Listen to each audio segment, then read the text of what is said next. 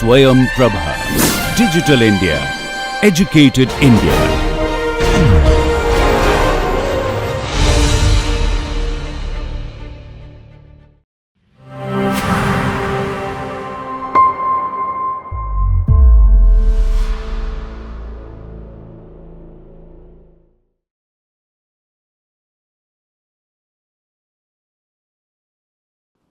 नमस्कार, आप सभी का स्वागत है इस कोर्स में जिसका नाम है wireless and cellular communication system. मैं हूं professor Vivek Ashok Bohra, triple IT Delhi से। चलिए आरंभ करते हैं आज का लेक्चर।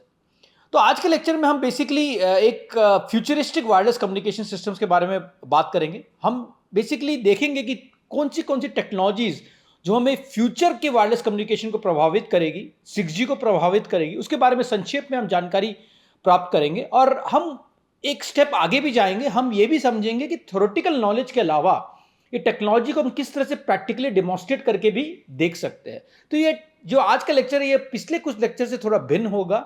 हम इसमें 3 प्रमुख टेक्नोलॉजीज जो मेरे हिसाब से फ्यूचर वायरलेस कम्युनिकेशन को इंपैक्ट करेगी, उसमें काफ़ी वृद्धि लाएगी, उसके बारे में डिस्कस करेंगे और उसे प्रैक्टिकली डेमोन्स्ट्रेट करके भी उसकी फिजिबिलिटी को हम टेस्ट करेंगे। तो चलिए आरंभ करते हैं आज का लेक्चर। तो जैसे मैंने कहा कि मैं 3 प्रमुख टेक्नोलॉजीज के बारे में आज डिस्कस करूंगा संक्षेप में, और इन 3 टेक्नोलॉजीज से मेरा काफ़ी नाता रहा है। बहुत सालों से मैं इन टेक्नोलॉजीज पे काम कर रहा हूं और मेरे अनुमान से ये तीनों टेक्नोलॉजीज आगे की सेलुलर जनरेशन को काफ़ी प्रभावित करेगी, जैसे 6G को काफ़ी प्रभावित करेगी। तो पहली टेक्नोलॉजी के बारे में जो मैं डिस्कस करूंगा वो है विजिबल लाइट कम्युनिकेशन, जिससे आजकल हम एक लाइफाई के नाम से भी जानते हैं, लाइट फिडेलिटी। जैसे आप वाईफाई के बारे में हमने विस्तार में पहले कुछ लेक्चर्स में पढ़ा था, वायरलेस फिडेलिटी के बारे में, इसे वायरलेस लैन भी कहते हैं, वायरलेस लोकल एरिया नेटवर्क। आज हम संक्षेप में लाइफाई के बारे में पढ़ेंगे, जिसे हम लाइट फिडेलिटी कहते हैं, जिसे हम लाइट के द्वारा कम्युनिकेशन करने का प्रावधान रहता है इसमें। उसके अलावा हम एक पढ़ेंगे solar panel based optical communication system, जिसमें हम सोलर पैनल्स का प्रयोग करेंगे कम्युनिकेशन सिस्टम डिजाइन में। तो बेसिकली अभी तक अगर आपने ध्यान दिया होगा, अगर आपने डिप्लॉयमेंट देखी होगी सोलर पैनल्स की रूरल इंडिया में या तो फिर सिटीज़ में भी, जहाँ जहाँ सोलर पैनल्स का डिप्लॉयमेंट हुआ है, आजकल गवर्नमेंट ने काफ़ी इनिशिएटिव्स भी है सोलर पैनल्स को लेके। तो ये सब solar panels basically energy harvesting में इनका प्रयोग होता है। आप सूरज की किरणों से जो एनर्जी आती है उसे किस तरह से गैदर करते हैं, उसे किस तरह से स्टोर करते हैं, उसमें उनका बेसिकली प्रयोग होता है सोलर पैनल्स का। आज हम थोड़ा हटके इसमें जाएंगे, हम ये देखेंगे सोलर पैनल्स का प्रयोग आप किस तरह से ऑप्टिकल वायरलेस कम्युनिकेशन सिस्टम्स के लिए भी कर सकते हैं, कम्युनिकेशन के लिए भी कर सकते हैं। तो इसके बारे में हम संक्षेप में फिर से जानकारी प्राप्त करेंगे। और तीसरी टेक्नोलॉजी जिसके बारे में हम बात करेंगे वो है रिकॉन्फिगरेबल इंटेलिजेंट सर्फेसेस, जिसे आजकल के जनरेशन में RIS के नाम से काफ़ी विख्यात है ये। और अगर आप देखोगे हाल फिलहाल में जो रिसर्च हो रही है, खासकर 6G के संदर्भ में, बियॉन्ड 5G सिस्टम्स के संदर्भ में, RIS में काफ़ी हद तक रिसर्च हो रही है। अगर आप रिसेंट पेपर्स पढ़ोगे, मैगजीन आर्टिकल्स पढ़ोगे, तो RIS पे काफ़ी लोग रिसर्च कर रहे हैं, अनुसंधान कर रहे हैं और ये देखने का प्रयत्न कर रहे हैं कि RIS का प्रयोग हम किस तरह से 6G सिस्टम्स में कर सकते हैं।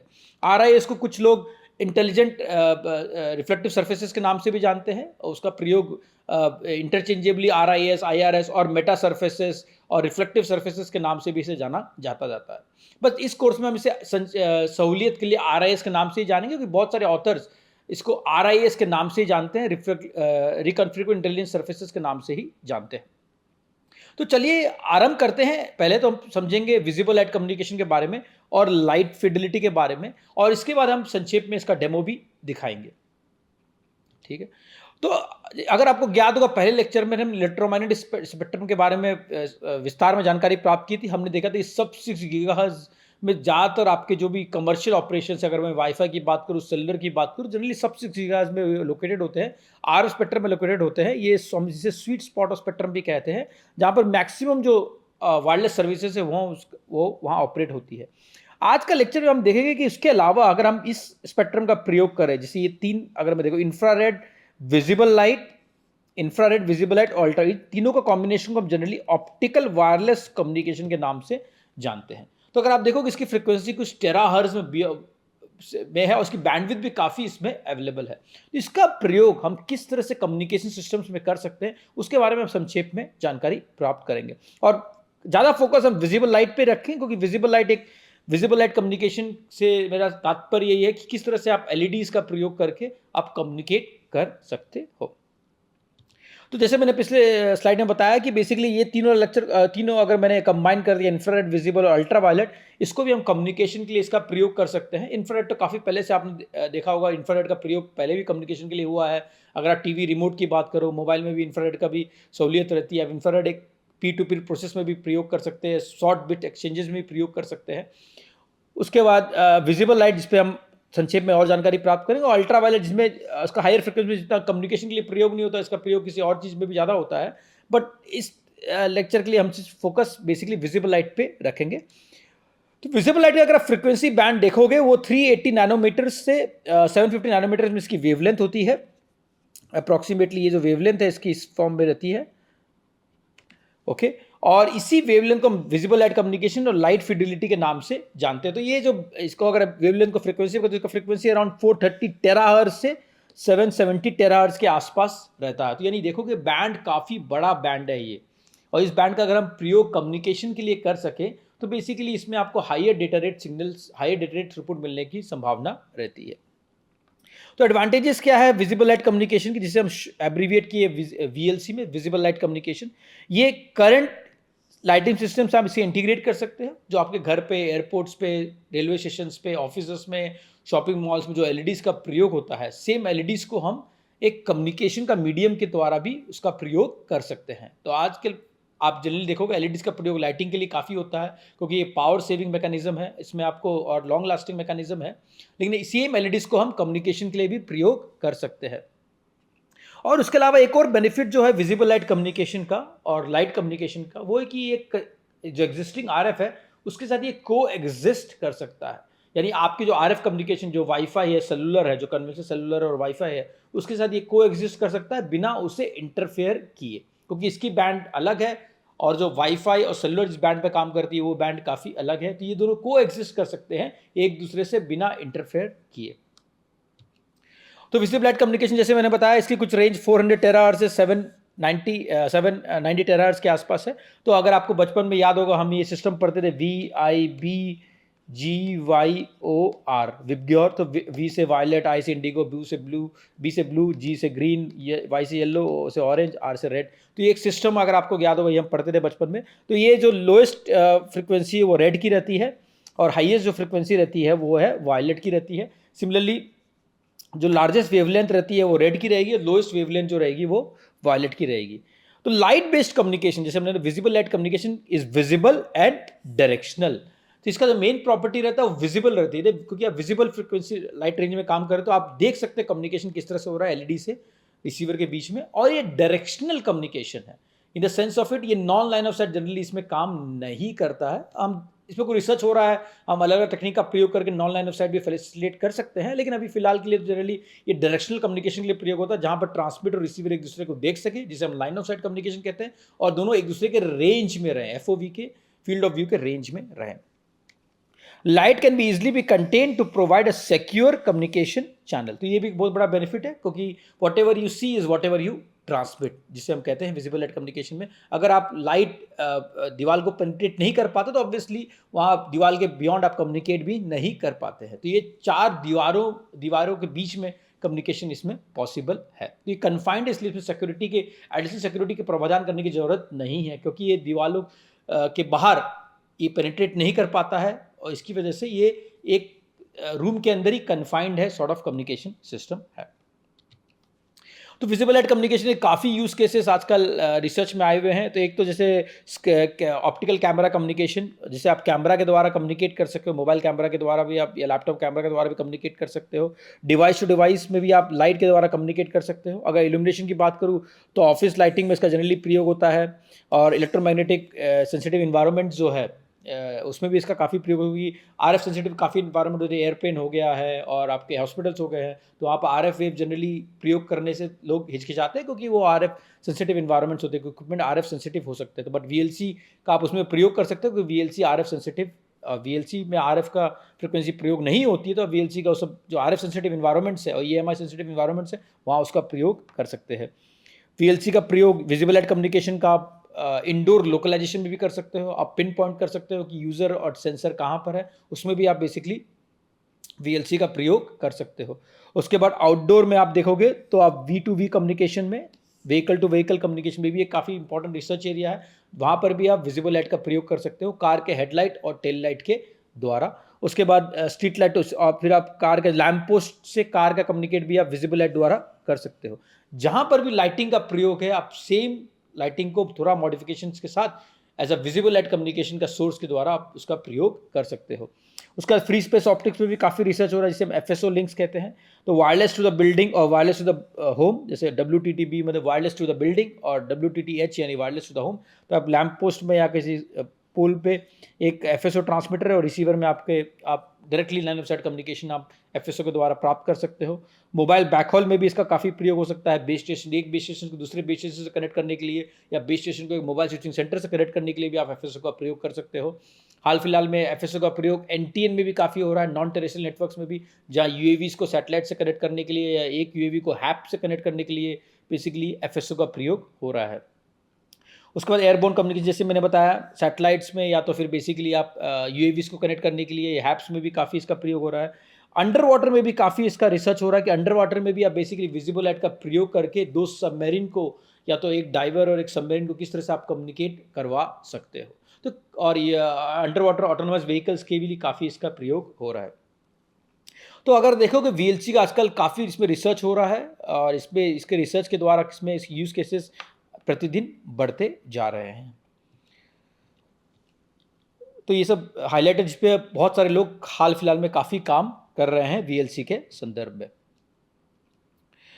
तो अगर मैं VLC का ग्रोथ अगर देखोगे तो बेसिकली लाइटिंग अगर आप देखोगे बहुत पुराने ज़माने में मिडिल एजेस के पहले भी तो फायर के द्वारा कम्युनिकेशन होता था। एक जब आपको एक सिग्नल भेजता था, एनिमी कोई दुश्मन अप्रोच कर रहा था, फायर द्वारा सिग्नल करते थे कि एक जगह से दूसरी जगह कि भाई एनिमी अप्रोच कर रहे हैं, आप सावधान रह जाएं। उसके बाद कैंडल का इजाद हुआ, कैंडल के द्वारा भी, कैंडल भी sort of a mode for communication and illumination. उसके बाद कैंडेशन बल्ब का हुआ, उसके बाद फ्लोरेसेंट बल्ब का हुआ, और आजकल के युग में हम जनरली देखेंगे LEDs का काफ़ी प्रयोग हो रहा है और सेम LEDs का हम प्रयोग कम्युनिकेशन के लिए भी कर सकते हैं।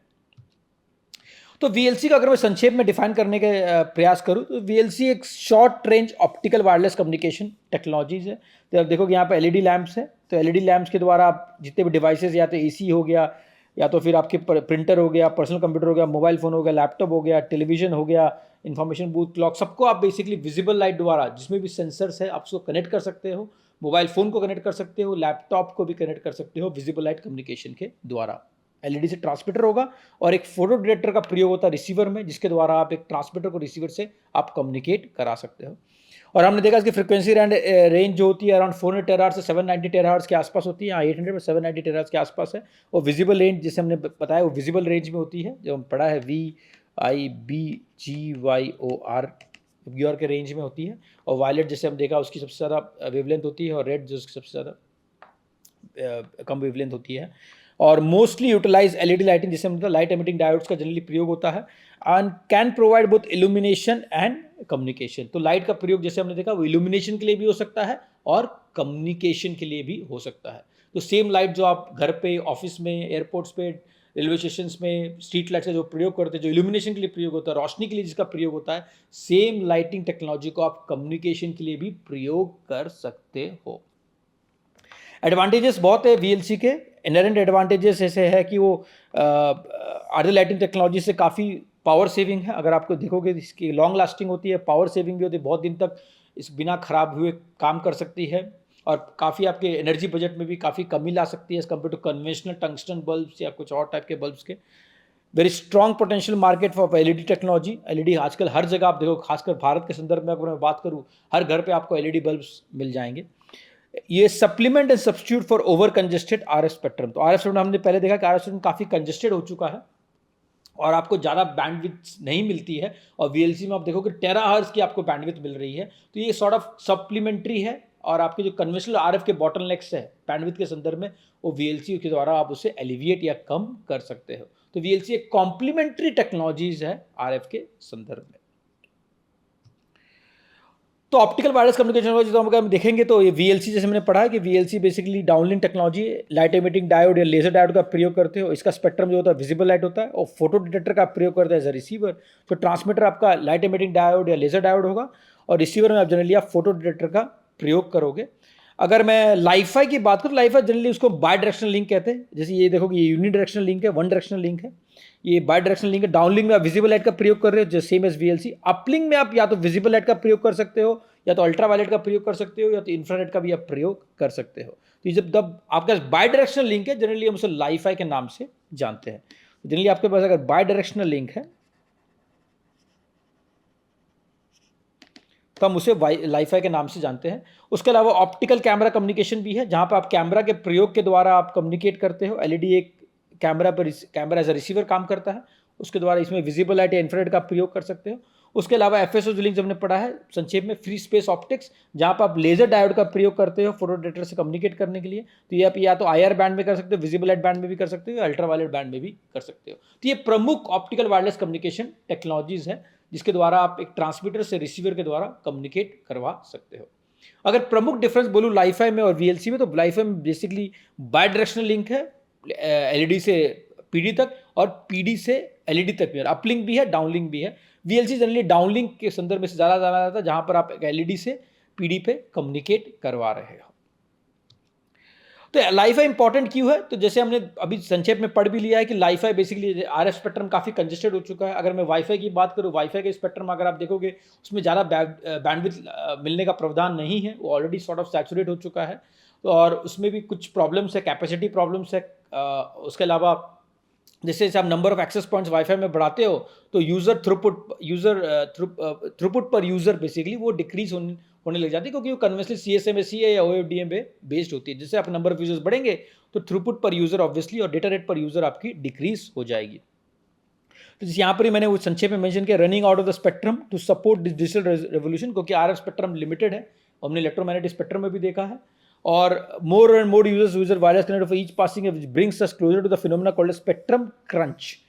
जैसे लिमिटेड स्पेक्ट्रम है, और लिमिटेड स्पेक्ट्रम में आप ज़्यादा सुविधाएं उपलब्ध नहीं करवा सकते हो, इसलिए आपको एक ऑल्टरनेटिव टेक्नोलॉजी की आवश्यकता पड़ती है। इसलिए हम VLC पे अनुसंधान कर रहे हैं, रिसर्च कर रहे हैं। LiFi can be used as RF sensitive environment, जिसमें LiFi sensitive RF sensitive environment, जो EMI सेंसिटिव इन्वायरमेंट है, जैसे एयरपोर्ट्स की अगर मैं बात करूँ, हॉस्पिटल्स की बात करूँ, जहाँ पर जनरली RF का प्रयोग नहीं किया जाता है उतनी हद तक, क्योंकि it may interfere with their own equipment. तो इसकी वजह से लाइफाई एक काफ़ी अच्छी technology which can replace RF in EMI sensitive और RF sensitive environments. LiFi can also be use in extremely remote locations require no complicated wirings, क्योंकि जहाँ पर भी आपका LED इंस्टॉलेशन है वहाँ पर सेम LEDs को आप एज ए ट्रांसमीटर का प्रयोग करके लाइफाई कनेक्टिविटी का प्रावधान दे सकते हो। Wifi cannot be use under water, because wifi में बेसिकली अटेन्युएशन ज़्यादा होती है, क्योंकि RF स्पेक्ट्रम पे काम करता है, ऑप्टिकल कम्युनिकेशन का बैंडविड्थ ज़्यादा है। तो बेसिकली ऑप्टिकल कम्युनिकेशन के द्वारा आप ज़्यादा डेटा रेट मिल सकता है आपको as compare to conventional RF, खासकर अंडर वाटर कम्युनिकेशन के संदर्भ में। तो लाइफाई डिवाइसेस, जैसे मैंने बताया, ये लेक्चर का मोटिवेशन है, लेक्चर का ये सिर्फ थ्योरेटिकल नॉलेज देने का प्रयास नहीं है। इसमें हम चाहते हैं आपको एक प्रैक्टिकली डेमोन्स्ट्रेट करके भी दिखाएं कि लाइफाई किस तरह से काम करता है। तो ये लाइफाई डिवाइसेस है, ये 24 पैनल LEDs है, तो लाइफाई एक्सेस पॉइंट्स है, और उसके अलावा ये लाइफाई डोंगल है जो एक रिसीवर काम करता है, और ये लाइफाई कंट्रोलर है, और इसमें हमने लैपटॉप में कनेक्ट किया। ये आप प्रैक्टिकली जब डेमोन्स्ट्रेशन देखोगे आप, तो उसमें आपको इसमें ज़्यादा जानकारी प्राप्त होगी। तो ये एक सॉर्ट ऑफ सेटअप है स्टैंड अलोन लाइफाई सेटअप का। यहाँ लाइफाई एक्सेस पॉइंट्स है, मल्टीपल लाइफाई एक्सेस पॉइंट्स है।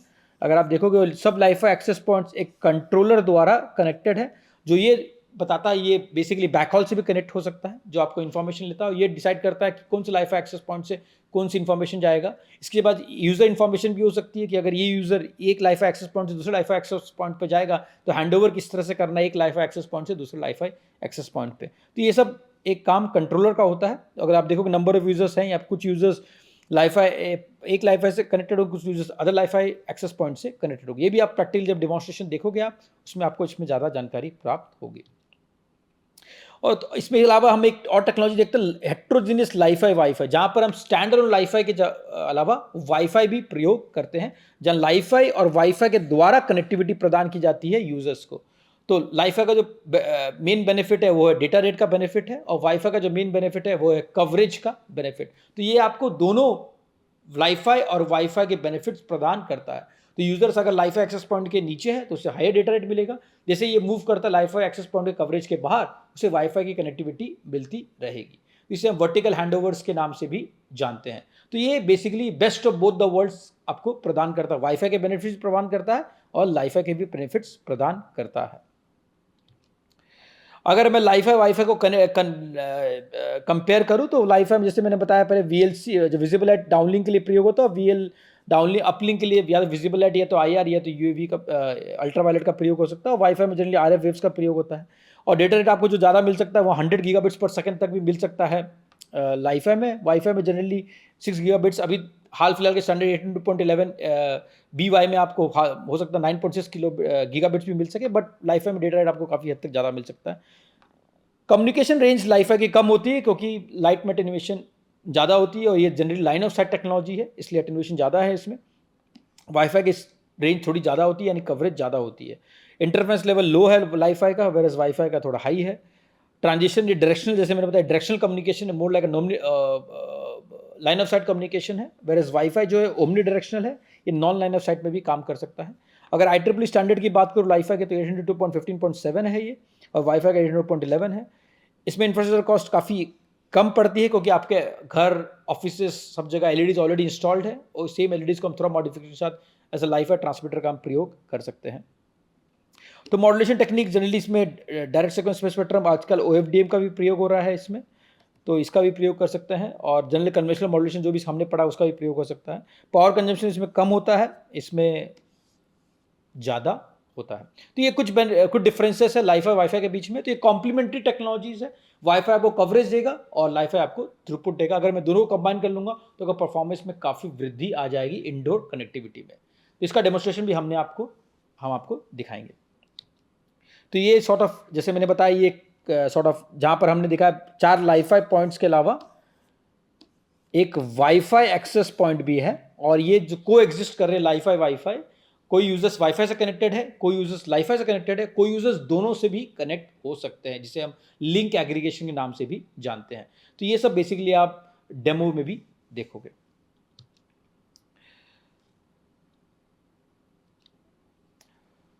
अब हम बात करते हैं सेकंड टेक्नोलॉजी जो फ्यूचर कम्युनिकेशंस को इंपैक्ट करेगी, वो है solar modules as a high speed data transfers for optical wireless connectivity.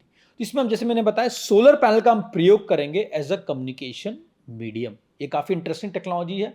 So solar panel, जैसे मैंने बताया, जनरली सोलर पैनल्स का प्रयोग आप as a energy harvesting device के लिए करते हो, एनर्जी स्टोरेज के लिए करते हो, एनर्जी आप एक्सट्रैक्ट करते हो सूर्य के किरणों से और फिर उसका उपयोग और चीज़ों में करते हो। बस हम यहाँ पर सोलर पैनल को एज अ कम्युनिकेशन मीडियम के द्वारा उसका ऐसा प्रयोग करेंगे।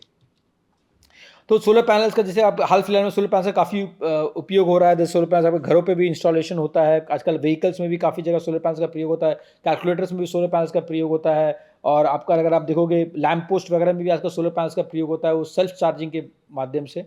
तो बहुत जगह आजकल सोलर पैनल्स का प्रयोग हो रहा है। ड्रोन्स में भी आजकल सोलर पैनल्स का प्रयोग होता है ताकि वो उसकी फ्लाइंग आवर्स आप बढ़ा सको। तो बहुत जगह आजकल सोलर पैनल्स का प्रयोग हो रहा है। सोलर पैनल्स को जनरली हम वो फोटोवोल्टाइक सेल्स के नाम से भी जानते हैं। और अगर आप इंडियन कंटेक्स्ट में अगर बात करो तो Bharat net is a project जो आप देखोगे, aims to connect 250,000 gram panchayat in a country to provide on demand और affordable broadband of 2 megabits per second to 20 megabits per second to end users. आज का एलईडी हर घर पे उपयोग हो रहा है, जैसे मैंने एलईडी के बारे में पहले भी बताया है, लाइट एमिटिंग डायोड के बारे में, वो हर घर पे उसका प्रयोग हो रहा है। और गवर्नमेंट ऑफ इंडिया की एक इनिशिएटिव भी लॉन्च हुई, rooftop solar program to provide renewable sources of energy to every household. अगर 30 जुलाई 2022 की बात करूं तो हमारे honourable prime minister Narendra Modi ji ने launch the portal to receive subsidies application from the customers. तो सोलर पैनल्स का भी अगर देखो काफ़ी इनिशिएटिव्स है गवर्नमेंट ऑफ इंडिया की तरफ से, जहां पर सोलर पैनल्स का प्रयोग आप कर रहे हो डिफरेंट एप्लीकेशंस के लिए। तो सोलर पैनल्स का अगर मैं आप देखोगे तो बहुत सारे एडवांटेजेस है। उसके अलावा यहाँ पर minimum power consumption, ability to produce energy, deployable, utilize existing infrastructure, implementation is irrespective of geographical conditions, in line with telecom regulations of the country, proportionate to the earning of the end user। So ये काफ़ी benefits है deployment of solar panels के लिए। अब same solar panels को हम as a energy और as a communication medium किस तरह से उसका प्रयोग कर सकते हैं, उसके बारे में हम संक्षेप में, और उसके बाद हम डेमोन्स्ट्रेशन भी देखेंगे किस तरह से हम सोलर पैनल्स को एज अ कम्युनिकेशन मीडियम की तरह प्रयोग कर सकते हैं। तो सिस्टम मॉडल अगर आप देखोगे, एक ट्रांसमिटर कन्वेंशनल जो हम देखें, कन्वेंशनल ऑप्टिकल लिंक जो हमने पहले देखा है, वो एक आपका डिजिटल सिग्नल प्रोसेसिंग डिवाइस है, ड्राइवर सर्किट है। आप या तो एलईडी या एलईडी का प्रयोग करते, लाइट एमिटिंग डायोड का या तो लेजर डायोड का। फिर आपके पास ऑप्टिकल लेंस है, फिर एक optical channel, wireless optical channel है, फिर आपका रिसीवर पे भी एक ऑप्टिकल लेंस है, उसके बाद ऑप्टिकल रिसीवर है, फिर इक्वलाइजेशन का प्रयोग करते हो, फिर वापस से डिजिटल सिग्नल प्रोसेसिंग का प्रयोग करके आप जो इन्फॉर्मेशन आपने ट्रांसमिट की है उसे आप रिट्राइव करते हो। ये तो रहा आपका कन्वेंशनल ऑप्टिकल लिंक, ठीक है। ये जैसे VLC में भी जनरली इस तरह का लिंक हम प्रयोग कर सकते हैं, विजिबल लाइट कम्युनिकेशन के लिए भी। FSO में भी जनरली इस तरह का लिंक प्रयोग होता है। ऑप्टिकल कैमरा कम्युनिकेशन भी सॉर्ट ऑफ जो सा रिसीवर को रिप्लेस करते तो कैमरा से, उस तरह का कुछ प्रयोग होता है। अब हम ये प्रपोज कर रहे हैं कि कन्वेंशनल ऑप्टिकल लिंक में हम क्या चेंज लाएंगे। जो ये जो पार्ट है इसमें हम लाएंगे solar panel. This is interesting. तो अगर आप देखोगे, हमने जो ऑप्टिकल रिसीवर है उसे एक सोलर पैनल से रिप्लेस कर दिया है, यानी एक फोटोवोल्टाइक सेल से या ग्रुप ऑफ सेल से हमने रिप्लेस कर दिया है। वो हमारे लिए एज अ ऑप्टिकल रिसीवर काम करेगा। तो अभी तक जो देखा था हमने सोलर पैनल्स का जो उपयोग होता था एनर्जी हार्वेस्टिंग के लिए, अब हमने रिप्लेस कर दिया सोलर पैनल का उपयोग एनर्जी हार्वेस्टिंग के अलावा as a optical receiver, as a optical receiver. तो ये काफी महत्वपूर्ण है। उसके बाद हम इक्वलाइजेशन या बैंडविड्थ एनहांसमेंट सर्किट वगैरह प्रयोग करेंगे, हम उसके बारे में विस्तार में नहीं पढ़ेंगे। बट हम मेन जो आइडिया इसमें है वो कि हम ऑप्टिकल रिसीवर जो है उसमें सोलर पैनल का प्रयोग करेंगे, ना कि जो कन्वेंशनल फोटो डिटेक्टर वगैरह का प्रयोग करते हैं उसके अलावा हम सोलर पैनल्स का प्रयोग करेंगे। इसमें चैलेंजेस हैं, बट ये काफ़ी सिंपल, हम डेमोन्स्ट्रेट भी करवाएंगे कि इस तरह से ऑप्टिकल सोलर पैनल का प्रयोग करके आप कैसे एक एंड टू एंड लिंक में कम्युनिकेशन कर सकते हो। तो ये हमने जैसे एक्सपेरिमेंटल सेटअप, आप उसके बारे में एक एलईडी पैनल है यहाँ पर जो ट्रांसमीटर की तरह काम कर रहा है। ये सोलर पैनल आप देखोगे, ये solar panel as optical receiver की तरह काम कर रहा है, और डीएसपी डिजिटल सिग्नल प्रोसेसिंग इसमें हो रही है, ट्रांसमीटर में भी रिसीवर में भी। और अपने ये इन्फॉर्मेशन सर्वर से भेज रहे हैं और ये क्लाइंट एक रिसीवर है। तो इस अगर देखोगे ये वायरलेस लिंक है, optical wireless link, optical wireless link. तो ये एलईडी पैनल एज ट्रांसमीटर का उपयोग हो रहा है, सोलर पैनल एज रिसीवर। तो ये ऑप्टिकल वायरलेस लिंक के द्वारा हम कम्युनिकेट करवा रहे हैं ट्रांसमीटर से रिसीवर के बीच में। ओके, और ये सब experimental parameters on off keying का हमने प्रयोग किया है। 20 एलईडी पैनल है, और ये जो सोलर पैनल की जो प्रॉपर्टीज़ है वो पॉलीक्रिस्टलाइन सोलर पैनल 5 वॉट्स की। उसके बाद हमने एक इंडोर में भी एक और सब, इसमें हमने बैंडविड्थ एनहांसमेंट सर्किट का प्रयोग किया है। ये आप प्रैक्टिकली भी डेमोन्स्ट्रेट जब दिखाएंगे उसमें दिखाएंगे हम कि किस तरह से बैंडविड्थ एनहांसमेंट सर्किट का प्रयोग करके आप जो रिसीवर की जो बैंडविड्थ है उसे और इन्हांस कर सकते हो। इसमें हमने OFDM का प्रयोग किया, डिस्टेंस में वो 3.3 मीटर्स का है, और लाइट सोर्स सेम है और सोलर पैनल्स भी सेम है। ये तो इंडोर का सेटअप है। उसके अलावा हमने ये एक्सटेंड किया आउटडोर सेटअप में भी, जहां पर हम same LED panel as transmitter use कर रहे हैं, और जो रिसीवर पे हम जो प्रयोग कर रहे हैं वो सेम सोलर पैनल्स का प्रयोग कर रहे हैं। और उसके अलावा अगर आप देखोगे यहाँ पर हमने एक बैंडविड्थ एनहांसमेंट सर्किट, ये सोलर मॉड्यूल जो यहाँ रिसीवर यूनिट में, और एक डिजिटल सिग्नल प्रोसेसिंग यूनिट का भी प्रयोग हमने किया है। और इसमें हमने दिखाया कि इसमें आपको जो डेटा रेट मिल सकता है वो करीब 10 मेगाबिट्स पर सेकेंड मिल सकता है। ये काफ़ी बड़ी उपलब्धि है। अगर आप देखोगे ट्रांसमीटर वायरलेस तक हमने एलईडी से भेजा है, और एक सोलर पैनल का प्रयोग करके हमने जो भी इंफॉर्मेशन, ऑडियो, वीडियो, टेक्स्ट जो भी भेजा उसे हमने डिकोड किया है और उसे डिस्प्ले भी करवाया है स्क्रीन पे। तो एक wireless link, optical wireless link solar panel के द्वारा हमने ये दिखाया है इसमें। ये आप जब प्रैक्टिकली डेमोन्स्ट्रेशन दिखाएंगे हम, तो इसमें और अत्यधिक आपको जानकारी इसमें प्राप्त होगी।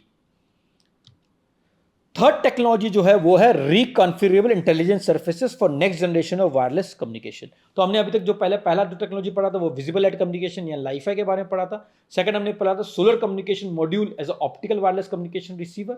और जो थर्ड टेक्नोलॉजी का हम जो पढ़ रहे हैं वो रिकॉन्फिगरेबल इंटेलिजेंट सर्फेसेस के बारे में हम पढ़ रहे हैं। इसे हम RIS के नाम से भी जानते हैं, जो मैंने पहले भी आपको बताया है।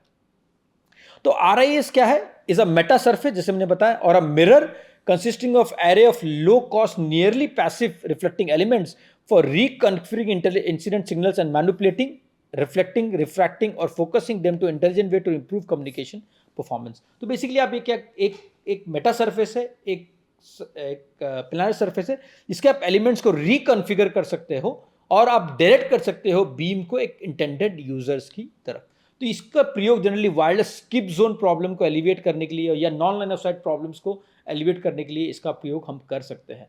बेसिकली इसके द्वारा आप वायरलेस चैनल को ही मॉडिफाई कर सकते हो। तो अभी तक जो आप मॉडिफिकेशन देखते रहे जनरली वायरलेस में, या तो ट्रांसमीटर में होता था या तो रिसीवर में होता था। आरआईएस का प्रयोग के द्वारा वायरलेस चैनल को ही मॉडिफाई कर सकते हो। Use of RIS enable direction of any reflected wave to be controlled that such that all the wave converge to a point rather than having a specular reflections। तो basically इसका इससे तात्पर्य ये है कि आप जो बीम है उसे डायरेक्ट फोकस कर सकते हो और डायरेक्शनल बीम बना सकते हो टुवर्ड्स अ डिजायर्ड रिसीवर। तो converge to a point instead of broadcasting in or instead of sending in all directions you are focusing on a specific direction. ये बीम फॉर्मिंग में आप इसका प्रयोग कर सकते हो। तो आरआईएस एलिमेंट्स को आप कंट्रोल करने के लिए डिफरेंट टेक्निक्स का प्रयोग होता है। मैं इसके बारे में डिटेल में नहीं जाऊंगा, आप जब डेमोन्स्ट्रेशन देखोगे उसमें आपको थोड़ी जानकारी मिलेगी। पिन डायोड का प्रयोग होता है, वेक्टर डायोड का प्रयोग होता है। जब टेक्नोलॉजी मेम्स टेक्नोलॉजी के द्वारा आप हर एक एलिमेंट जो आरआईएस का है उसे आप कंट्रोल कर सकते हो। RIS control has a capability to sense the environment. ये एनवायरनमेंट को सेंस कर सकता है और लोकेशन को भी सेंस कर सकता है यूजर के, और अकॉर्डिंगली बीम को डायरेक्ट कर सकता है एक स्पेसिफिक यूजर की तरफ। इसमें काफ़ी एल्गोरिथमिक चैलेंजेस भी है, एनवायरमेंटल चैलेंजेस भी है, जिसके द्वारा आप किस तरह से आप यूजर के लोकेशन को सेंस करोगे और फिर बीम को डायरेक्ट करेगा टुवर्ड्स दैट स्पेसिफिक यूजर। तो जैसे मैंने बताया कि एक ट्रांसमीटर है, एक रिसीवर है, और ट्रांसमीटर रिसीवर के बीच में जो लिंक है वो ब्रेक हो चुकी है, non line of site link है। तो ट्रांसमीटर पहले आरआईएस में इंफॉर्मेशन भेजेगा, फिर आरआईएस बीम फॉर्म करेगा स्पेसिफिक रिसीवर की तरफ। तो ये बेसिकली इंपॉर्टेंट टेक्नोलॉजीज है और बेसिकली जो आरआईएस का वर्किंग मेथोडोलॉजी ये है, ठीक है। तो array of low cost element, जैसे मैंने पहले बताया, लो कॉस्ट एलिमेंट्स है, नियरली पैसिव एलिमेंट्स है, क्योंकि इसमें आप कोई एक्टिव एलिमेंट्स का जनरली प्रयोग नहीं करते हो। कंट्रोलर में थोड़ी बहुत पावर लगती है, जनरली ये नियर पैसिव की तरह बिहेव करता है। और आप 3D बीम फॉर्मिंग कर सकते हो स्पेसिफिक रिसीवर पे, और मेक प्रोपगेशन चैनल, जैसे मैंने बताया, वायरलेस प्रोपगेशन चैनल को more favourable for higher quality of service के लिए। लो एनर्जी कंजम्पशन, क्योंकि कोई आरएफ चेंज का कोई एक्टिव कंपोनेंट का प्रयोग नहीं करते हो। Higher spectral efficiency, it can act as a full duplex relay without self interference, can be installed easily on walls, ceilings and buildings। तो आप कहीं भी walls में भी, buildings में भी, जहाँ पर भी आपको परफॉर्मेंस इंप्रूवमेंट लानी है वहाँ आप इसका डिप्लॉयमेंट कर सकते हो। तो एक बहुत बड़ा बेनिफिट है आरआईएस के द्वारा। तो डिफरेंट एप्लीकेशंस है आरआईएस के, जैसे इसमें पहला वाला एप्लीकेशन है band pass frequency selective surfaces. तो आप नंबर ऑफ फ्रीक्वेंसीज आप भेज रहे हो, 3 डिफरेंट फ्रीक्वेंसीज है, आप चाहते हो सिर्फ एक ही फ्रीक्वेंसीज आरआईएस से पास हो तो आप वो भी कर सकते हो। बैंड स्टॉप भी कर सकते हो, आप चाहते हो कि एक फ्रीक्वेंसी सिर्फ स्टॉप हो, बाद बाकी फ्रीक्वेंसी पास हो। तो अगर देखोगे ये F1 है, ये F2 है, ये F3 है, तो हमने F1 और F3 को अलाउ किया पास करने के लिए आरआईएस से, और F2 को ब्लॉक कर दिया। तो ये बैंड स्टॉप की तरह काम कर रहा है, ये बैंड पास की तरह काम कर रहा है। ए जो है वो बैंड पास की तरह काम कर रहा है, बी जो है बैंड स्टॉप। तो आप बस एलिमेंट्स को कॉन्फ़िगर करके ये सब एप्लीकेशंस आप आरआईएस में ला सकते हो। सी जो है वो है narrow band select perfect absorber, जो भी आप भेज रहे हो सबको रिफ्लेक्ट कर रहा है, सिर्फ एक ही फ्रिक्वेंसी को वो एब्जॉर्ब कर रहा है। फिर डी जो है वो रिफ्लेक्टिव इंडेक्स ट्यूनिंग, आप जो वेव है उसकी बेसिकली जो एंगल है उसे आप चेंज कर सकते हो। ई जो है उसे हम generally beam forming, beam steering के नाम से भी जानते हैं। अब जो भी बीम्स आ रही है जिसका प्रयोग जनरली हम ज़्यादातर उपयोग करते हैं, जहाँ पर आप एक 3D बीम फॉर्मिंग करके एक यूज़र की तरफ इंफॉर्मेशन भेज देते हो। ये ट्रांसमिट के लिए है, और ये रिफ्लेक्ट, आप जो भी बीम मिले उसको उसी डायरेक्शन में रिफ्लेक्ट कर देते हो एक स्पेसिफिक डायरेक्शन में। तो ये जब ये ट्रांसमिशन के लिए रिफ्लेक्शन हो रहा है, ये रिफ्लेक्शन जो रिफ्लेक्ट कर रहा है, जो भी बीम्स आई उसके एक स्पेसिफिक डायरेक्शन में रिफ्लेक्ट कर रहा है। बीम एम्पलीफिकेशन, आप एम्पलीफाई भी कर सकते हो बीम, और पोलराइजेशन, आप कोई समझे बीम हॉरिजॉन्टली पोलराइज्ड, आप उसके आरआईएस के द्वारा उसे वर्टिकल पोलराइज कर सकते हो, तो आपको पोलराइजेशन में भी चेंज ला सकते हो। तो ये डिफरेंट एप्लीकेशंस है आरआईएस का, जिसका हम जनरली प्रयोग कर सकते हैं depending upon the requirement at the receiver side. तो इसको भी हमने एक्सपेरिमेंटली डिमॉन्स्ट्रेट किया है, जो आप इसके बारे में आप संक्षेप में आगे जाके देखोगे एक्सपेरिमेंटल डिमॉन्स्ट्रेशन। तो एक आरआईएस माउंटेड ऑन अ बिल्डिंग है, और ये एक सिस्टम मॉडल है, और इसको हमने हार्डवेयर में भी इस तरह से रेप्लिकेट किया है। एक ट्रांसमीटर है और एक रिसीवर है, और ट्रांसमीटर और रिसीवर के बीच में लाइन ऑफ साइट नहीं है, नॉन लाइन ऑफ साइट है, ब्लॉकेज है। इसकी वजह से एक दूसरे से वो कम्युनिकेट नहीं कर पा रहे हैं। तो ट्रांसमीटर क्या करेगा, अपनी इन्फॉर्मेशन आरआईएस में भेजेगा, फिर आरआईएस वो इन्फॉर्मेशन बीनफॉर्म करेगा रिसीवर की तरफ। तो ये प्रैक्टिकली आप देखोगे, और इसमें हमने डिजिटल सिग्नल प्रोसेसिंग के लिए यूएसआरपीस का प्रयोग किया जो मॉड्यूलेशन और डीमॉड्यूलेशन में हमारा सहयोग करते हैं, और इसमें हमने LTE कम्युनिकेशन फ्रेमवर्क का प्रयोग किया है। LTE कम्युनिकेशन फ्रेमवर्क से मेरा संदर्भ ये है कि ये 4G सिस्टम्स को सॉर्ट ऑफ रेप्लिकेट करता है। और यहाँ पर अगर ट्रांसमीटर में भी एक हॉर्न एंटीना है और रिसीवर पे भी एक हॉर्न एंटीना है, तो ये आप प्रैक्टिकली भी देखोगे किस तरह से हम RIS के द्वारा एक वायरलेस कम्युनिकेशन सिस्टम से परफॉर्मेंस में वृद्धि ला सकते हो अगर ट्रांसमीटर और रिसीवर के बीच में नॉन लाइन ऑफ साइट है या ब्लॉकेज है या ट्रांसमीटर रिसीवर एक दूसरे को देख नहीं सकते हैं, तो इसमें काफ़ी इसका उपयोग कर सकते हैं। तो ये सॉर्ट ऑफ हार्डवेयर सेटअप है, ये हमने इन हाउस डिज़ाइन किया है IIIT दिल्ली में। तो अगर आप ये हार्डवेयर सेटअप देखोगे इसमें नंबर ऑफ एलिमेंट्स है 64 नंबर ऑफ एलिमेंट्स है, 8x8 है ये, सॉरी 10x10 है, 100 एलिमेंट्स है इसमें। और आप अगर देखोगे इसमें जो सॉफ्टवेयर का प्रयोग है, जैसे मैं बताया LabVIEW कम्युनिकेशन सूट जो LTE एप्लीकेशन फ्रेमवर्क का प्रयोग हुआ है, कंट्रोलर में भी सॉफ्टवेयर का प्रयोग कर रहे हैं, और USRPs का हमने प्रयोग किया है मॉड्यूलेशन डीमॉड्यूलेशन के लिए, डेटा जनरेशन के लिए भी हमने USRPs का प्रयोग किया है। और इसके अलावा जैसे हमने बताया कि लॉग पीरियोडिक एंटीना और विवाल्टी एंटीना का हमने प्रयोग किया है एज अ ट्रांसमीटर और एज अ रिसीवर एंटीना। तो ये सेटअप जो आप प्रैक्टिकली भी आप देखोगे जब हम डेमोन्स्ट्रेशन आपको दिखाएंगे। तो ये जो एक्चुअल डेमोन्स्ट्रेशन सिनारियो है, transmitter at angle of 0 degree, receiver at angle of 30 degree. तो आप RIS को ट्यून करते हो 30 डिग्री पे ताकि आपकी लाइन ऑफ साइट मेंटेन रहे ट्रांसमीटर से RIS पे और RIS पे रिसीवर पे। आप देखोगे यहाँ पर आप देखोगे ट्रांसमीटर RIS पे सिग्नल भेजता, RIS फिर रिसीवर पे इंफॉर्मेशन भेजता। ये प्रैक्टिकली हमने टेस्ट पे डिज़ाइन किया है और डिमॉन्स्ट्रेट भी किया है कि RIS के द्वारा आप किस तरह से एक वायरलेस कम्युनिकेशन चैनल के परफॉर्मेंस में वृद्धि ला सकते हो, किस तरह से आप वायरलेस कम्युनिकेशन चैनल में को आप रिकॉन्फ़िगर कर सकते हो। तो हमने एक एंगल के लिए दिखाया है, ये आप इसको मॉडिफाई करके n नंबर ऑफ एंगल्स के लिए भी दिखा सकते हो। और ये इसमें ये प्रोविजन भी आप ला सकते हो, ये प्रावधान भी ला सकते हो, जैसे जैसे यूज़र मूव करता है एक जगह से दूसरी जगह पे, RIS कंट्रोल उसे सेंस करेगा और उसी डायरेक्शन में बीम भेजेगा जहाँ पर यूज़र की लोकेशन उसने प्राप्त की है। तो ये बहुत ही यूज़र ट्रैकिंग में भी इसका प्रयोग कर सकते हैं, user tracking and directed information भी आप इसका प्रयोग कर सकते हो। ये काफ़ी इंपॉर्टेंट एप्लीकेशन है RIS का, इसलिए हमारा मानना है कि RIS भी एक टेक्नोलॉजी है तो 6G में काफ़ी इसका उपयोग हो सकता है। तो ये RIS एप्लीकेशन जैसे हम पहले भी देखा है, फिजिकल लेयर सिक्योरिटी में भी इसका एप्लीकेशन है। मैं इसको डिटेल में नहीं जाऊंगा, ये कुछ लिटरेचर में अगर आप रिसेंट पेपर्स में देखोगे RIS का उपयोग बहुत जगह हुआ है। एक तो फिजिकल लेयर सिक्योरिटी में भी हुआ है जहाँ पर आप सिक्योरिटी इन्हांसमेंट कर सकते हो फिजिकल लेयर में कम्युनिकेशन के लिए। RIS assisted millimetre wave communication भी इसका प्रयोग हो रहा है आजकल। RIS के द्वारा मिलीमीटर वेव के कम्युनिकेशन, जहाँ पर ब्लॉकेज की काफ़ी प्रॉब्लम्स रहती है मिलीमीटर वेव में, उसमें भी आप RIS का प्रयोग के द्वारा उसके कम्युनिकेशन परफॉर्मेंस में वृद्धि ला सकते हो। RIS assisted UAV communication, unmanned aerial vehicles या ड्रोन्स में भी आप RIS का प्रयोग के द्वारा उसके परफॉर्मेंस में वृद्धि ला सकते हैं, क्योंकि ड्रोन्स में भी जनरली आपको लाइन ऑफ साइट कम्युनिकेशन चाहिए, कभी कभी आपको लाइन ऑफ साइट कम्युनिकेशन मिलती नहीं है, तो आप RIS का प्रयोग के द्वारा उसके परफॉर्मेंस में भी वृद्धि ला सकते हो। RIS असिस्टेड एज कंप्यूटिंग में भी आप इसका प्रयोग कर सकते हो, एज डिवाइसेस उसके परफॉर्मेंस इन्हांसमेंट आप RIS के द्वारा ला सकते हो। RIS assisted device to device communication भी आप इसका प्रयोग कर सकते हो, जब दो डिवाइस दूसरे से कम्युनिकेट करने का प्रयास कर रहे हैं, कि कुछ ब्लॉकेज आ जाए, कुछ प्रॉब्लम आ जाए, नॉन लाइन ऑफ साइट आ जाए, तो उसके आप RIS का प्रयोग के द्वारा आप उसके परफॉर्मेंस में वृद्धि ला सकते हो। RIS assisted simultaneously wireless information and power transfer, जिसे हम स्वाइप के नाम से जानते हैं, simultaneously wireless information and power transfer, उसमें भी आप बेसिकली RIS का प्रयोग करके एनर्जी हार्वेस्टिंग कर सकते हो, RF एनर्जी हार्वेस्टिंग भी कर सकते हो। तो ये कुछ उपयोग मैंने बताया है RIS के संदर्भ में। तो अभी तक जो हमने पढ़ा कि आप किस तरह से एक वाईफाई सिस्टम का उपयोग इंडोर सिनारियोज में कम्युनिकेशन की परफॉर्मेंस बढ़ाने के लिए कर सकते हैं। हमने ये भी देखा कि आप सोलर पैनल द्वारा किस तरह से आउटडोर में कम्युनिकेशन स्थापित कर सकते हैं, और खासकर इसके एप्लीकेशन रूरल एरियाज में काफ़ी हद तक होंगे, जहाँ पर आप सोलर पैनल्स द्वारा कम्युनिकेशन कर सकते हैं और आपके एनर्जी हार्वेस्टिंग के अलावा डेटा रेट में भी वृद्धि ला सकते हैं। और उसके अलावा हमने एक और टेक्नोलॉजी के बारे में पढ़ा, रिकॉन्फिगरेबल इंटेलिजेंस सर्फेसेस, जिसके द्वारा आप वायरलेस के जो स्किप जोन प्रॉब्लम्स है और वायरलेस की कवरेज के जो एक्सटेंशन के प्रॉब्लम्स है उसको आप कम कर सकते हैं।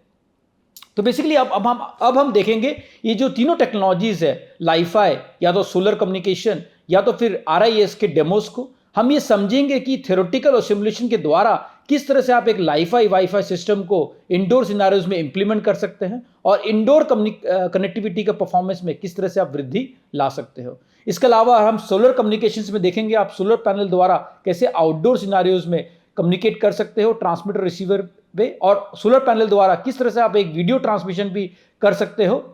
और उसके अलावा हम एक्सपेरिमेंटल डेमोन्स्ट्रेशन RAS के संदर्भ में भी दिखाएंगे। हम ये दिखाएंगे कि RAS का उपयोग करके किस तरह से आप वायरलेस के, जैसे मैंने बताया, कवरेज को आप इंप्रूव कर सकते हो, खासकर ये सिनारियोज में जहां ट्रांसमीटर और रिसीवर के बीच में non line of site conditions है, किस तरह से उस सिनारियोज में या ब्लॉकेज के संदर्भ में भी किस तरह से आप वायरलेस कम्युनिकेशन सिस्टम्स की परफॉर्मेंस को RAS के द्वारा इंप्रूव कर सकते हो। तो चलिए आगे जाके हम ये 3 डेमो देखते हैं, लाइफाई वाईफाई को एग्जिस्टेंस, सोलर कम्युनिकेशन और RIS डेमोन्स्ट्रेशंस। आज हम लाइफाई और हाइब्रिड लाइफाई वाईफाई सिस्टम कैसे काम कर रहा है उसका डेमोन्स्ट्रेशन देखेंगे। उससे पहले क्या लाइफाई होता है उसके बारे में थोड़ा देख लेते हैं। तो यहाँ पे हम लाइफाई सिस्टम जो है उससे पहले जानना पड़ेगा वाईफाई कैसे काम कर रहा है, उसी हिसाब से लाइफाई का एडवांटेज हमको पता चलेगा। तो वाईफाई का कवरेज एरिया बड़ा होता है एज़ कम्पेयर टू लाइफाई, यहाँ हम पिक्चर में देख सकते हैं। इसीलिए हम मल्टीपल लाइफाई एक्सेस पॉइंट्स को डिप्लॉय करना पड़ेगा सो दैट ये हमारा वाईफाई का कवरेज एरिया कंप्लीट कर सकता है। यहाँ पे हम देख सकते हैं एक यूज़र लाइफाई से कनेक्टेड है जो 0101 ट्रांसमिशन हो रहा है थ्रू द लाइट्स, एंड यहाँ पे वाईफाई यूज़र्स जो है वो 0101 ट्रांसमिट कर रहे हैं थ्रू द RF सिग्नल्स। तो इसके हिसाब से हम देखेंगे तो लाइफाई का एडवांटेज क्या है।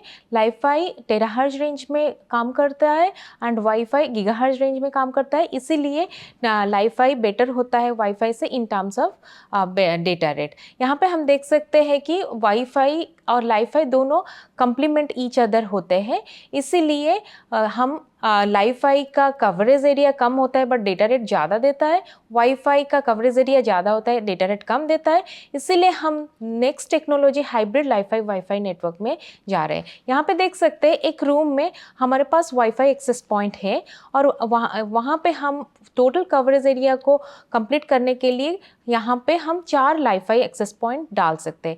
तो यहाँ पे हम देखेंगे तो ओवरऑल हमारा रूम कवर हो रहा है 4 लाइफाई और 1 वाईफाई से। यहाँ पे हम देख सकते हैं बहुत सारे यूज़र्स हैं, तो ये यूज़र्स से हम देख सकते हैं कुछ यूज़र्स लाइफाई से कनेक्टेड है जिसको हम लाइफाई यूज़र्स बोल सकते हैं, एंड जो यूज़र वाईफाई से कनेक्टेड है उनको वाईफाई यूज़र्स बोल सकते हैं। एंड एक यूज़र आप देख सकते हैं यूज़र 2 वो बाहर जा रहा है लाइफाई के रेंज से, उसको हम हाइब्रिड यूज़र बोल सकते हैं क्योंकि ये स्विच कर रहा है लाइफाई से वाईफाई को। सिमिलरली यहाँ पे हम देख सकते हैं कि यूज़र 7 भी हाइब्रिड यूज़र है, वो दोनों लाइफाई के बीच में खड़ी है, इसीलिए उसको अच्छा डेटा रेट वाईफाई से मिल रहा है।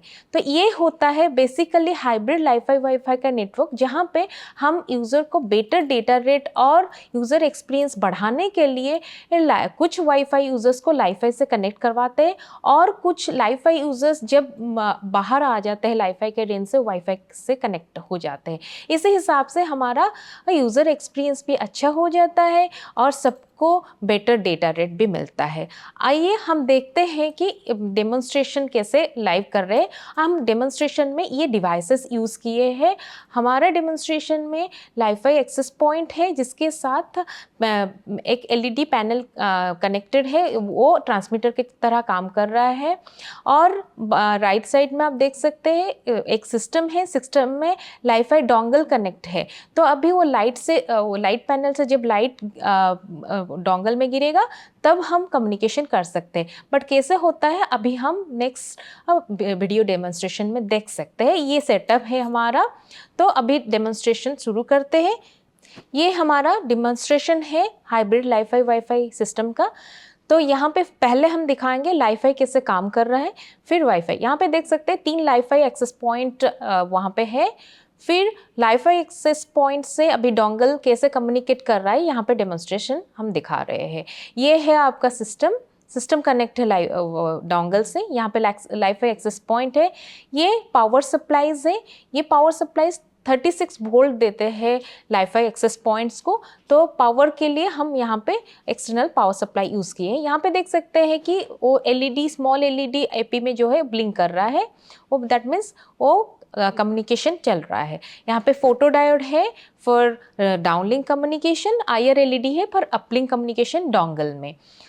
तो अभी देख सकते हैं कि वो कम्युनिकेशन चल रहा है यूजर्स से, एक्सेस पॉइंट से को ये ब्लिंक कर रहा है, मतलब वो कम्युनिकेशन हो रहा है। यहाँ पे आप देख सकते हैं सर्वर और क्लाइंट का कनेक्शन हम बिल्ड किए हैं। सर्वर में आप लेफ्ट साइड में देख सकते हैं, यहाँ पे वीडियो जो चल रहा है राइट साइड में वही चल रहा है, वीडियो स्ट्रीमिंग चल रहा है। यहाँ पे नीचे देख सकते हैं कि पिंग भी चल रहा है और डेटा रेट भी आप देख सकते हैं कि 60-70 Mbps ये हो रहा है। आपका स्क्रीन में विजिबल भी यहाँ पे है कि 78-80 Mbps का डेटा और 1.4 Mbps का ये चल रहा वीडियो चल रही है। यहाँ पे ब्लॉक कर दिए लाइट को तो पॉज हो गया वीडियो, फिर यहाँ पे अभी देखिए हटा दिए तो वीडियो चलने लगा। ये है लाइफाई का डेमोन्स्ट्रेशन। अभी चलते हैं, हम देखते हैं कि हाइब्रिड लाइफाई वाईफाई कैसे काम करेगा। वही सिस्टम लिए है, 3 लाइफाई और 1 वाईफाई एक्सेस पॉइंट हम यहाँ पे लिए हैं। ये है बोर्ड, जो बोर्ड हमारा लाइट सिग्नल जो रिसीव होता है डोंगल में उसको कन्वर्ट करेगा आपको डिजिटल में। तो यहाँ पे आप देख सकते हैं स्क्रीन में लुमेंस वैल्यू भी आ रहा है और आपका LDR वैल्यूज़ जो है उसको लुमेंस वैल्यूज़ बोलते हैं। वो जब 60-61 है वो कम्युनिकेशन हो रहा है। बिलो 40 जब जा रहा है, अभी मैं जब सिस्टम को बाहर ले लिया लाइफाई के रेंज से, LDR वैल्यू रिड्यूस होके 40-35 हो रहा है। तो अभी आप राइट साइड में देख सकते हैं वायर्ड कनेक्टेड था, वो स्विच होके अर्नेट इंडिया कनेक्शन जो है वो ऑफ हो गया। दैट मीन्स वाईफाई से कनेक्टेड हो गया। तो अभी वाईफाई से कनेक्टेड मतलब नेट इंडिया है वाईफाई कनेक्शन। अभी देखिए वीडियो स्ट्रीमिंग भी चल रहा है यहाँ पे। तो यहाँ हम लाइफाई भी यूज़ कर रहे हैं, जब लाइफाई के रेंज से बाहर आ रहे हैं वाईफाई यूज़ कर रहे हैं। इसको बोलते हैं हम hybrid LiFi WiFi system. Then again हम जब वाईफाई से लाइफाई को मूव करेंगे, then it will again change from ethernet India to LiFi connection. That is nothing but wired connection यहाँ पे दिखा रहा है। तो अभी देखिए वीडियो स्ट्रीमिंग चल रही है और डेटा रेट भी आप देख सकते हैं। तो ये था हमारा हाइब्रिड लाइफाई वाईफाई सिस्टम का डेमोन्स्ट्रेशन। इसके साथ हम मतलब लाइफाई का डेमोन्स्ट्रेशन भी दिखाया है। धन्यवाद। नमस्कार, मेरा नाम है राहुल और मैं आपको दिखाऊंगा कि किस प्रकार सोलर पैनल एक ऑप्टिकल रिसीवर की तरह काम करता है। आइए देखते हैं सोलर पैनल का डेमोन्स्ट्रेशन। तो जिस प्रकार आप स्क्रीन पर देख पा रहे होंगे, यहाँ पर है एक LED ट्रांसमीटर, एक सोलर पैनल जो कि एक्ट कर रहा है रिसीवर की तरह। इनके बीच की दूरी है 1 मीटर। तो LED को जब हम बायस करते हैं, इसका मतलब है हम पावर देते हैं सप्लाई से और इन्फॉर्मेशन देते हैं अपने प्रोसेसिंग बोर्ड से, तो वह मॉड्यूलेट होकर इन्फॉर्मेशन को एक ऑप्टिकल चैनल से पार करवाती है। इस लाइट पे जो इन्फॉर्मेशन कैरी कर रही है वो सोलर पैनल पे गिरती है। सोलर पैनल ऑप्टिकल सिग्नल को इलेक्ट्रिकल सिग्नल में कन्वर्ट करता है। यहाँ पर आउटपुट में हमें DC signal plus information signal मिलता है। फिर हम एक इक्वलाइज़र की मदद से इन्फॉर्मेशन सिग्नल को एक्सट्रैक्ट करते हैं। यह इक्वलाइज़र एनालॉग इक्वलाइज़र है और DC सिग्नल को ब्लॉक करते हैं। यह इन्फॉर्मेशन हमारी फॉलो अप होती है प्रोसेसिंग बोर्ड्स में और हमें इन्फॉर्मेशन दिखती है। तो आइए इस वीडियो को स्टार्ट करते हैं। आप जिस प्रकार देख पा रहे होंगे एक वीडियो चल रहा है सिस्टम पे। अगर मैं ऑप्टिकल चैनल को ब्लॉक करता हूँ तो वहाँ पर मेरा स्ट्रीमिंग रुक जाता है। इसका मतलब है कि चैनल हिंडर हुआ है। अगर मैं ब्लॉकेज को हटाता हूँ तो वीडियो दोबारा रिज्यूम होता है। इसका मतलब चैनल दोबारा रीस्टैब्लिश हुआ है ओवर सोलर पैनल। तो हम देख पा रहे हैं कि सोलर पैनल के ऊपर भी ऑप्टिकल कम्युनिकेशन कर पाना संभव है। यहाँ पे एक प्रॉपर इक्वलाइज़र डिज़ाइन की ज़रूरत है जिसके द्वारा आप हायर डेटा रेट अचीव कर सकते हैं। तो यह था solar panel as a communication receiver का डेमो। नमस्कार, मेरा नाम खगेन जोशी है और आज हम डिस्कस करेंगे RIS के बारे में। RIS क्या होता है, कहाँ इसका उपयोग होता है हमारे वायरलेस कम्युनिकेशन सिस्टम में। तो RIS का फुल फॉर्म है रिकॉन्फिगरेबल इंटेलिजेंट सरफेस। किसी पेपर में आप इनका दूसरा नाम भी देखेंगे जैसे कि लार्ज इंटेलिजेंट सरफेस या फिर इंटेलिजेंट रिफ्लेक्टिव सरफेस। तो हम जानते हैं कि RIS एक्चुअल में कहाँ इसका यूज़ होता है। उसके लिए हम एक सिस्टम मॉडल देखेंगे और उस सिस्टम मॉडल के थ्रू हम जानेंगे कि RIS कहाँ पर कैसे बेनिफिशियल है। तो ये हमारा सिस्टम मॉडल आप देख पा रहे हैं। इस सिस्टम मॉडल में हमने एक RIS जो कि एक सरफेस है उसको हमने एक बिल्डिंग पे माउंट किया हुआ है। तो हम एक सिनेरियो लेते हैं जहाँ पर एक यूज़र है, एक मोबाइल यूज़र है और उसके पास प्रॉपर सिग्नल नहीं पहुँच पा रहे हैं, यानी कि वो किसी ऐसे बिल्डिंग्स के बीच में है या फिर एक लो नेटवर्क एरिया में है या एक स्किप जोन में है। तो उस स्टेट में हमारा एक ऐसी सरफेस लाइक RIS हम यूज़ कर सकते हैं जो एक नेटवर्क कनेक्टिविटी या नेटवर्क को एनहांस करेगी। देयर आर लाइक और भी बहुत सारे सॉल्यूशंस हैं, जैसे कि number of base station mount कर देना, यानी कि अगर हमारा सिग्नल नहीं आ रहा है तो हम एक नियर बाय कोई टावर माउंट कर दें, बट टावर का एक अपना कॉस्ट होती है। अगेन जो उसमें टावर में जो एंटीनाज लगे हुए हैं सबके साथ एक RF चेन रहेगी जिसमें कुछ मिक्सर्स, कुछ फेस शिफ्टर्स होते हैं, तो ये सभी बहुत ज़्यादा पावर कंज्यूमिंग और बहुत कॉस्टली होते हैं। तो बेस स्टेशन हर जगह माउंट करना फिजिबल भी नहीं होता है, तो ये कोई सोल्यूशन नहीं है। उसके अलावा दूसरा एक सोल्यूशन हो सकता है कि हम कुछ रिपीटर्स माउंट कर दें। तो रिपीटर्स भी पावर हंग्री होते हैं एंड अगेन वो कोई बीम स्कैनिंग या बीम स्टीयरिंग नहीं करते हैं, बीम फॉर्मिंग नहीं करते हैं। तो हमारे पास जो एक बेस्ट पॉसिबल सॉल्यूशन बचता है वो बचता है RIS। RIS क्या करता है? RIS एक ऐसी सरफेस है जो कि एक डिजायर्ड यूज़र की तरफ एक रिफ्लेक्टिंग सरफेस है, बट ये साथ में रिकन्फिगरेबल है, एक स्मार्ट सरफेस है। तो ये करता क्या है कि एक यूज़र की तरफ, डिजायर्ड यूज़र की तरफ ये बीम फॉर्म करता है सिग्नल को, और इससे एक नेटवर्क कनेक्टिविटी एक यूज़र के पास पहुंच जाती है।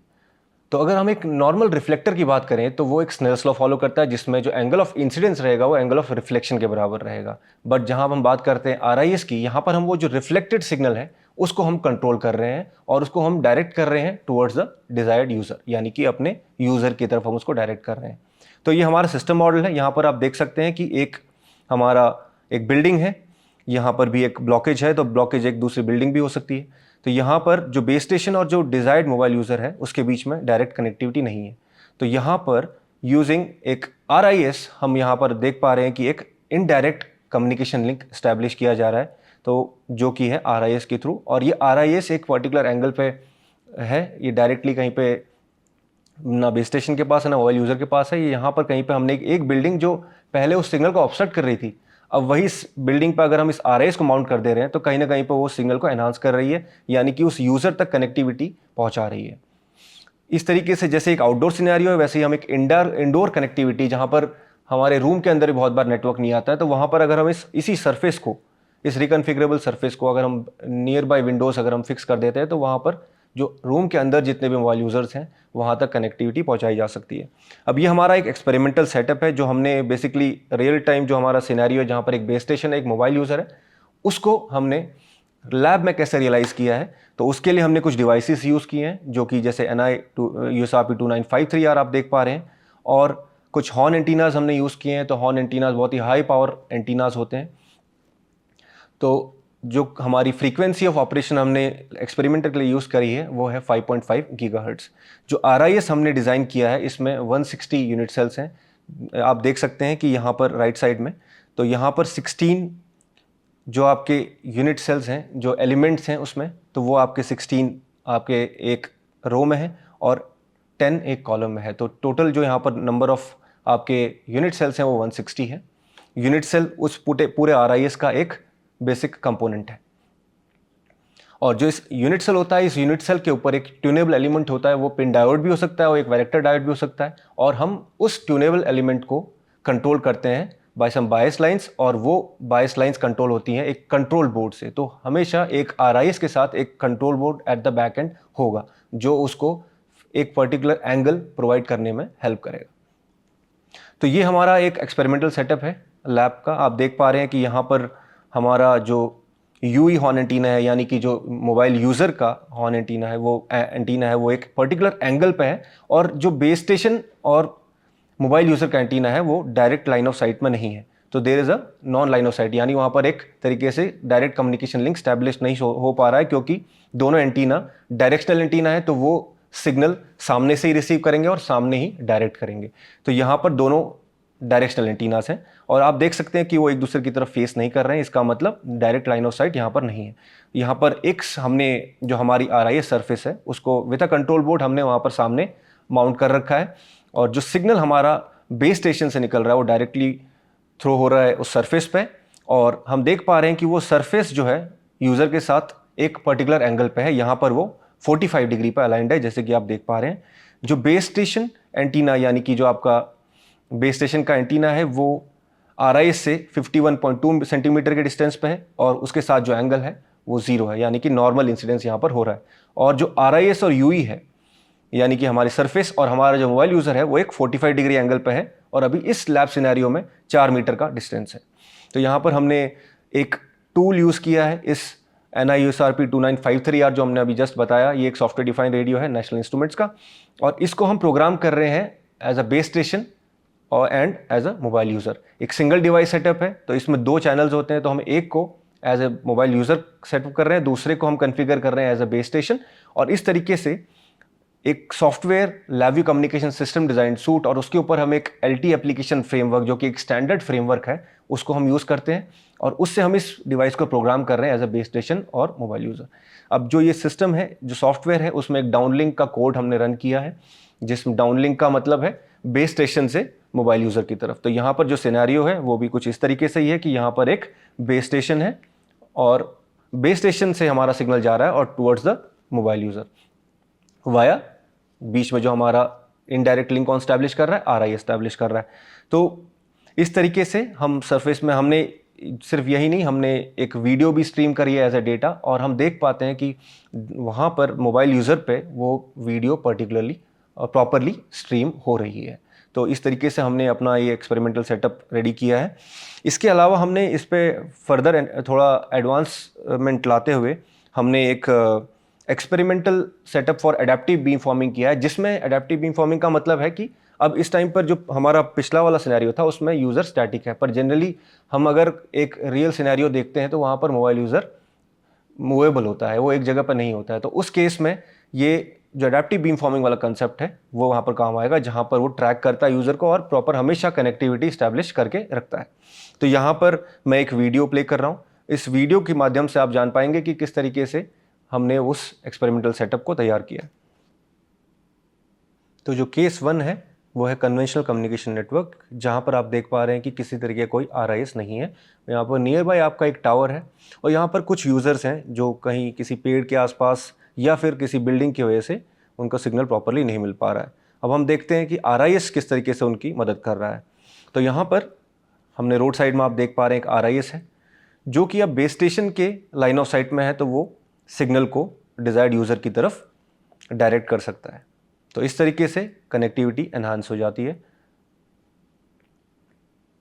ये हमारा हार्डवेयर डेमोन्स्ट्रेशन है, जहाँ पर आप देख पा रहे हैं कि हमने एक मोटराइज सेटअप से हमने उस टारगेट यूज़र को मूव किया है, और यहाँ पर स्क्रीन पे एक कंटिन्यूस वीडियो स्ट्रीमिंग हमें मिल रही है।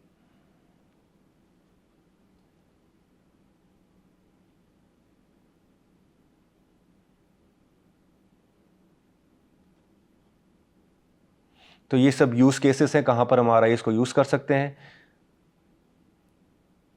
इंडोर आउटडोर हर जगह पे RIS को यूज़ किया जा सकता है।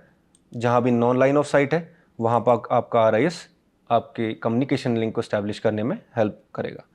और जो ये RIS है, इसका मेन एडवांटेज ये भी है कि ये कम्युनिकेशन लिंक स्टैब्लिश करने के साथ साथ बहुत ही लो पावर पर काम करता है। जैसा हमने आपको बताया था कि जो हमारे बेस स्टेशंस हैं वहाँ पर जो एंटीनाज हैं और जो एक RF चेन होती है, तो वहाँ पर बहुत ज़्यादा कॉस्ट एंड पावर कंजम्पशन बहुत ज़्यादा है। वही रिपीटर्स में भी बहुत पावर कंजम्पशन रहता है। बट जब हम बात करते हैं इस मेटा सरफेस की, एक RIS की, इस सरफेस की, तो यहाँ पर बहुत ही लो पावर कंपोनेंट्स हैं, यानी कि बहुत ही कम एनर्जी कंज्यूम करने वाले कंपोनेंट्स हैं। और इस तरीके से एक USB की पावर जितनी बहुत ही मिलीवाट में हमें पावर की रिक्वायरमेंट होती है, और उससे हम इस सरफेस को एप्लीकेशन में ला सकते हैं। यानी कि हमें इसके लिए कोई अलग से बैकअप पे कोई सेटअप की ज़रूरत नहीं है, जैसा कि हर एक दूसरे बेस स्टेशंस या फिर हमें ज़रूरत पड़ती है। बट यहाँ पर किसी तरीके का कोई बैकएंड पे सिर्फ एक कंट्रोल बोर्ड चाहिए और साथ में एक कंटिन्यूस सप्लाई चाहिए।